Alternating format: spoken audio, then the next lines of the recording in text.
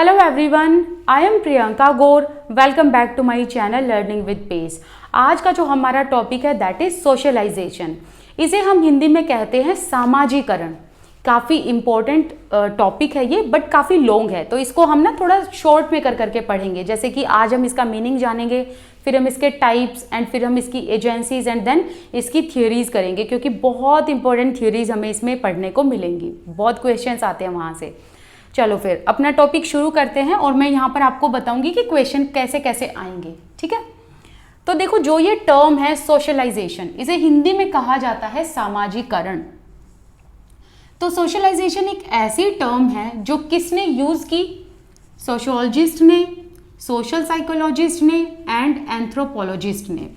तो जो सोशियोलॉजिस्ट हैं, सोशल साइकोलॉजिस्ट हैं एंड एंथ्रोपोलॉजिस्ट हैं, इनका मेन काम क्या होता है? इनका मेन काम होता है ह्यूमन बीइंग के बारे में साइंटिफिक तरीके से स्टडी करना कि ह्यूमन बीइंग्स किस तरीके से बिहेव करते हैं, क्या इनके बिलीफ होते हैं, राइट। इन सब चीज़ों के बारे में यहाँ पर स्टडी की जाती है sociologist, social psychologist and anthropologist के द्वारा। ठीक है, और इस चीज़ के बारे में भी ये स्टडी करते हैं कि क्या चीज़ हमें ह्यूमन बीइंग बनाती है, राइट। अब चलो आगे बात करते हैं। सोशलाइजेशन प्रोसेस एक लाइफ लॉन्ग प्रोसेस है। आ गया यहाँ पर इंपॉर्टेंट क्वेश्चन, तो एग्जामिनर पूछ लेगा कि सोशलाइजेशन किस तरीके का प्रोसेस है, शॉर्ट टर्म है या लाइफ लॉन्ग है या फिर ये रुक रुक कर होता है। तो ये कंटिन्यूअस प्रोसेस है, तो इसका आंसर आपने टिक करके आना है। ये एक लाइफ लॉन्ग प्रोसेस है, मतलब सामाजिकरण एक ऐसा प्रोसेस है जो लाइफ लॉन्ग चलता है। ठीक है, तो सोशलाइजेशन तभी खत्म होगा जब इंसान इस दुनिया से चला जाएगा। ठीक है, तो ऑल एंड ऑल आपने ये बात समझनी है। सोशलाइजेशन एक लाइफ लॉन्ग प्रोसेस है। किस चीज का? इनहेरिटिंग एंड डिसेमिनेटिंग का। अब इनहेरिट हम क्या कर रहे हैं और क्या डिसेमिनेट कर रहे हैं? देखो, इनहेरिट का मतलब है किसी चीज को प्राप्त करना, किसी चीज को गेट करना। डिसेमिनेटिंग का मतलब क्या होता है? स्प्रेड करना, फैलाना।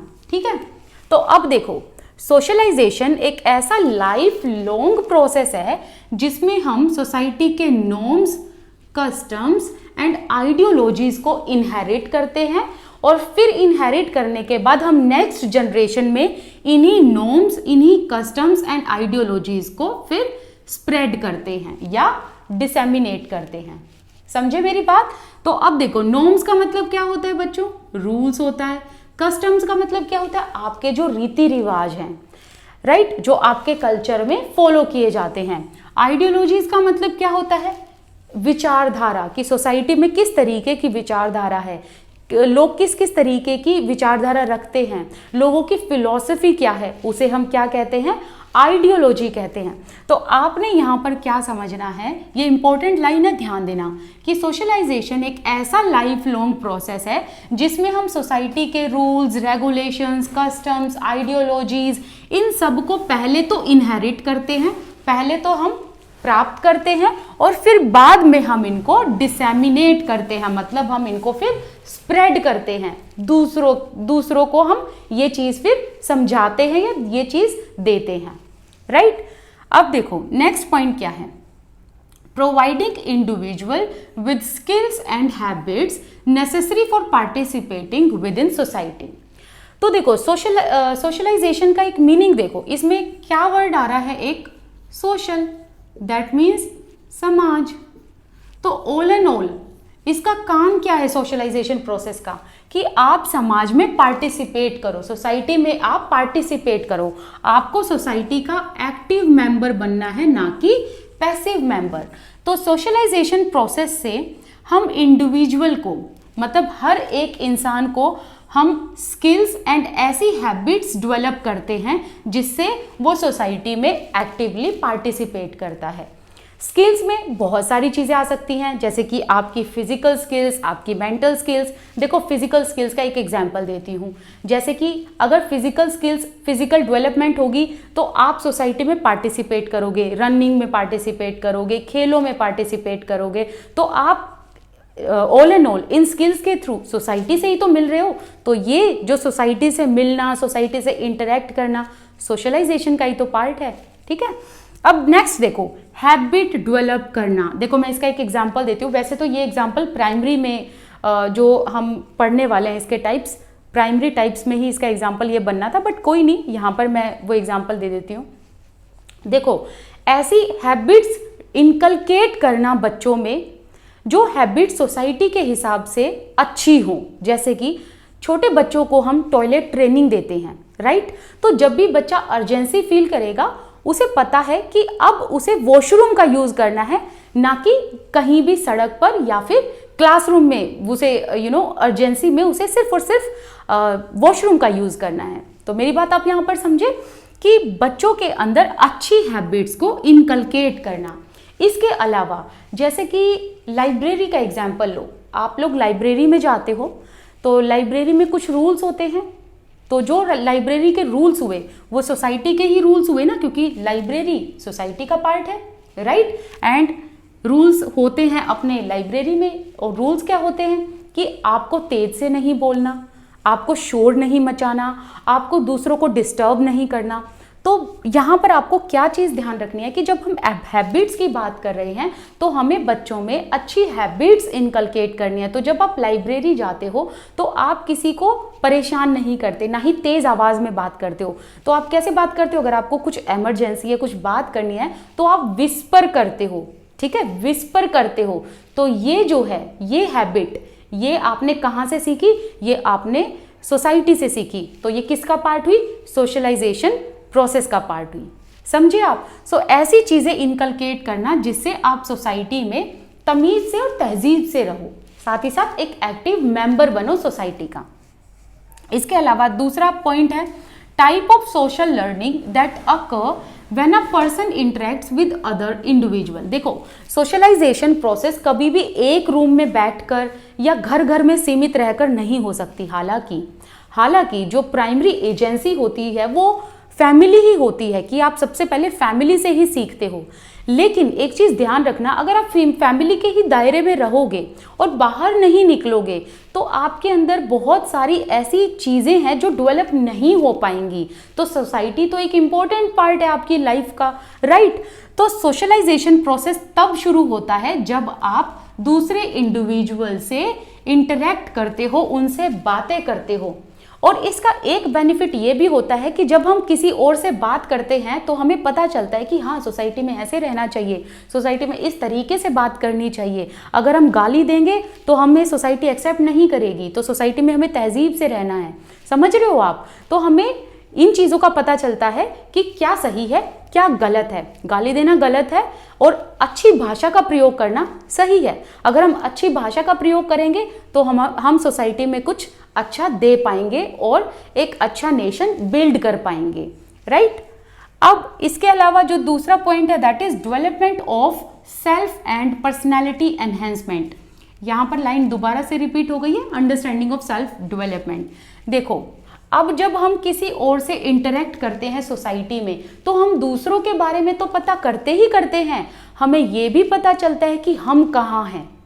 हमें अपने डेवलपमेंट के बारे में सेल्फ अंडरस्टैंडिंग होती है, अपना डेवलपमेंट पता चलता है, अपना स्तर पता चलता है, अपना लेवल पता चलता है, राइट। तो सोसाइटी में हमें बहुत सारी चीज़ें अपने बारे में पता चलती हैं। एंड साथ ही साथ हम जब सोसाइटी में बाहर जाते हैं, लोगों से मिलते हैं, तो हमारी पर्सनैलिटी भी एनहेंस होती है। We come to know that who we are and develop stable characteristic. देखो सोशलाइजेशन प्रोसेस से हमें ये पता चलता है कि हम कौन हैं, और हमें ये भी पता चलता है कि लोग हमें कैसे परसीव कर रहे हैं। देखो आप जिस तरीके से लोगों को परसीव करते हो वो आपकी थिंकिंग हुई, राइट। लेकिन आपको ये भी पता चलता है कि सामने वाले की कैसी थिंकिंग है और सामने वाला कैसे आपको परसीव कर रहा है।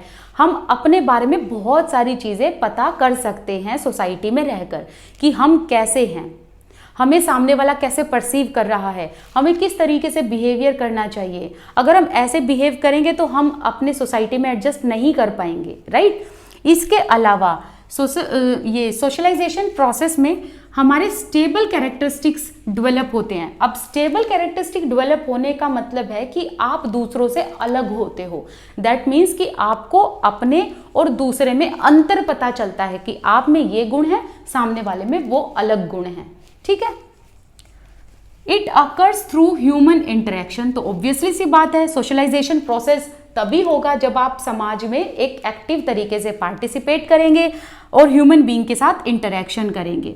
अब यहाँ पर क्वेश्चन आता है कि सोशलाइजेशन प्रोसेस इंपॉर्टेंट क्यों होता है? Because human beings need social experience to learn their culture and to survive.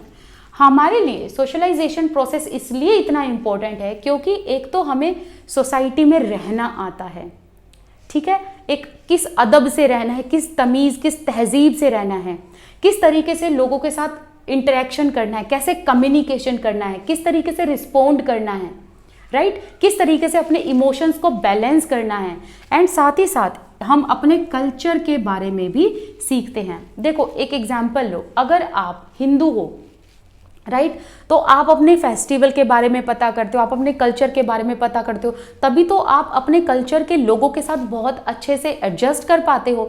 लेकिन आप जैसे ही दूसरे कल्चर में जाओगे तो आपको थोड़ा सा एडजस्ट करने में दिक्कत होगी, क्योंकि आपको दूसरे कल्चर में नहीं पता कि लोग कैसे रहते हैं, क्या उनका खाना पीना है, क्या उनके तौर तरीके हैं। और कल्चर में ना फेस्टिवल ही नहीं, कल्चर में बहुत सारी चीज़ें आती है। कल्चर में आपका पहनावा, आपके कस्टम, आपके बिलीफ, आपके त्यौहार, आपकी लैंग्वेज, आपकी थिंकिंग, सब चीज़ें कल्चर में आते हैं। कल्चर एक वाइड पर्सपेक्टिव है।